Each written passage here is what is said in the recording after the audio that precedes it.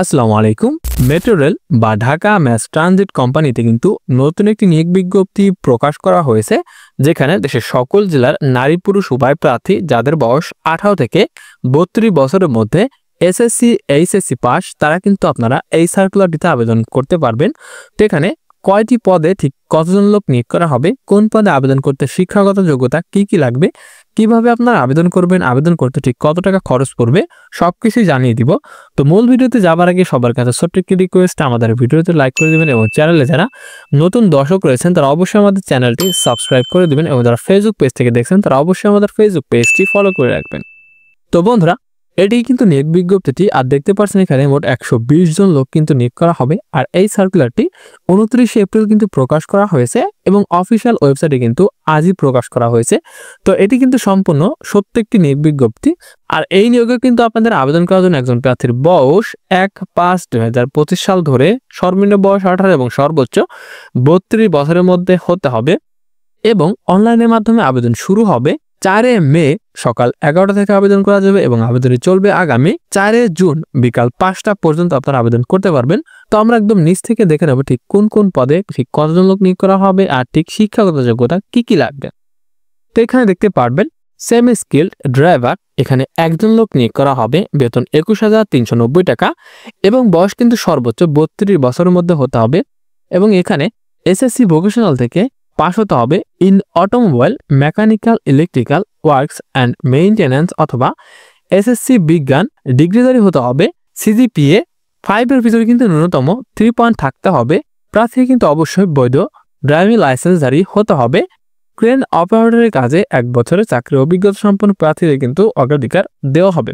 পাশাপাশি এখানে রয়েছে ইলেকট্রিক্যাল বিভাগের বিশেষ যান ক্যাটেনারি মেইনটেন্যান্স ভেহিকল চালানো সংক্রান্ত কাজ কিন্তু জানতে হবে। তো বন্ধুরা, আমি আগেই বলে দিই মোট 24টি ক্যাটাগরি কিন্তু লোক নিয়োগ করা হবে। আর এখানে দেখতে পাচ্ছেন প্রত্যেকটা ক্যাটাগরির ক্ষেত্রে কিন্তু এত কিছু কিন্তু যদি বলতে যাই তাহলে কিন্তু অনেক বড় ভিডিও হয়ে যাবে। তো আমি এই সার্কুলার লিঙ্ক দিয়ে ভিডিও ডেসক্রিপশন বক্সে দিয়ে দেবো, ওইখান থেকে আপনারা ভালো মতো সবকিছু দেখে নেবেন। তো আমি এখন আপনাদেরকে একদম সরাসরি যে বিষয়গুলো জানিয়ে দেবো সেটি হচ্ছে কোন কোন পদে ঠিক কতজন লোক নিয়োগ করা হবে সেই বিষয়টা আমি আপনাকে বলে দিচ্ছি। তো এখানে 23 নম্বরে সেমি স্কিল্ড মেশিন অপারেটর 4 জন লোক নিয়োগ করা হবে, এখানে বেতন 21,990 টাকা। এখানে কিন্তু আপনারা এসএসসি পাস হতে হবে, পাশাপাশি আর অনেক শিক্ষাগত যোগ্যতা লাগবে, সেই বিষয়টা আপনারা এই সার্কুলার থেকে দেখে নেবেন। পরবর্তী এখানে 22 নম্বরে সেমি স্কিল্ড মেইনটেইনার, এখানে 80 জন লোক নিয়োগ করা হবে, এখানেও একই বেতন। পরবর্তীতে এখানে মুয়াজ্জিন নেওয়া হবে একজন, এখানে বেতন 21,390 টাকা, এখানে কিন্তু বয়স 32 বছরের মধ্যে হতে হবে। তারপরে বন্ধুরা এখানে রয়েছে পেশ ইমাম, একজন লোক নিয়োগ করা হবে, বেতন এখানে ধরা হয়েছে 23,460 টাকা পর্যন্ত। পরবর্তীতে জুনিয়র মার্কেটিং অফিসার, এখানে 2 জন লোক নিয়োগ করা হবে, বেতন 25,990 টাকা। তারপরে বন্ধুরা এখানে রয়েছে সেকশন ইঞ্জিনিয়ার, এখানে একজন লোক নিয়োগ করা হবে, বেতন 36,800 টাকা পর্যন্ত দেওয়া হবে এবং বয়স কিন্তু অবশ্যই 32 বছর। প্রত্যেকটি পদের ক্ষেত্রে কিন্তু বয়স 32 বছরের মধ্যে থাকতে হবে।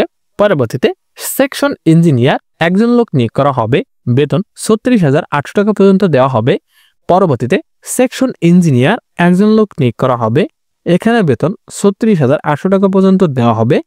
পরবর্তীতে সেকশন ইঞ্জিনিয়ার RS বগি, এখানে একজন লোক নিবে, এখানেও বেতন 36,800 টাকা পর্যন্ত দেওয়া হবে। পরবর্তীতে সেকশন ইঞ্জিনিয়ার RS ডোর একজন লোক নিয়োগ করা হবে, বেতন 36,800 টাকা পর্যন্ত।